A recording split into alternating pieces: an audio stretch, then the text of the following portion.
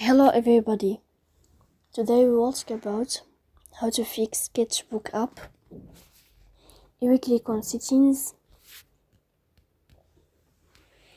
Here in this page you will click on apps, default apps, app settings. Then this page you will click on this sign to search about Sketchbook. Then this page you will click on first stop and you can click OK. Here we'll enter to storage. Then you can click on clear cache. In the end you can turn off your phone and you can turn on your phone again. So please don't forget to support us by like and subscribe.